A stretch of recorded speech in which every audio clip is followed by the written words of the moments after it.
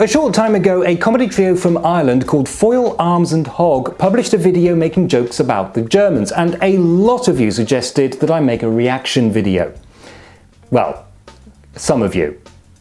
Well, one of you, but it felt like a lot. Well, I've never actually done a reaction video before, but I always think it's a good idea from time to time to try something new.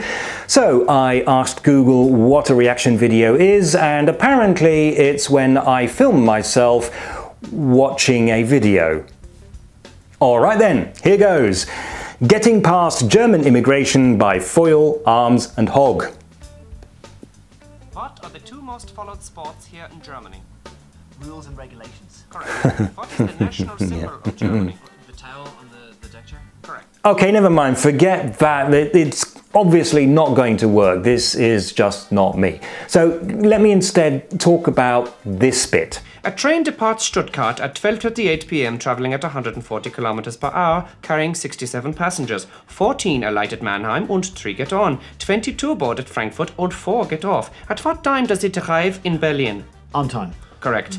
Yeah, if you want to start an argument, put that joke in a video that's going to be seen by Germans. Surprisingly, this subject hasn't completely overwhelmed the comment section on that video, but there are a couple of threads in which Germans are furiously telling the world that German trains are terrible, and everybody else is just as furiously telling the world that German trains are awesome. Some weeks ago, I posted a poll on my community tab, and the results were not at all surprising.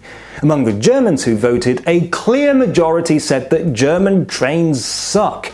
But among the non-Germans who said that they had used German trains, a majority felt that they were better than in their home countries. So this doesn't surprise me because I have noticed that most people, except maybe the Dutch, Japanese and Swiss, have long lists of complaints about the trains in their home countries. The conversations about trains on Foil, Arms and Hog's video is basically a bunch of people trying to prove that their trains are the worst on the planet. It's a little bit like Monty Python's Four Yorkshiremen sketch. In my country, if you want to be on time for work, you have to get up at 3 AM, walk 5 miles to the station, sell your grandmother to buy a ticket, and if you're lucky, there'll be a steam train running 2 hours late that'll take you halfway. Well, in my country, you have to get up before you go to bed, mortgage the house, hop backwards for 80 miles, build the station, and then jump into a cardboard box that'll be dragged along by a team of snails, and that's on a good day. Now, I'm not trying to claim that German trains are perfect, or even the best in the world, because clearly they're not. But I do think they're better than most Germans seem to realise. It's just that everybody seems to have it in for the railways. It's odd because I don't particularly notice people using the same logic on cars and planes. My experience of flying is uniformly bad. The soulless airports, the endless security checks, the boredom, and from time to time, yes, the delays. But this is just accepted as the way things are. Same with driving. Being stuck in a traffic jam for 4 hours, and yes, this has happened to me, is just one of those things that happens.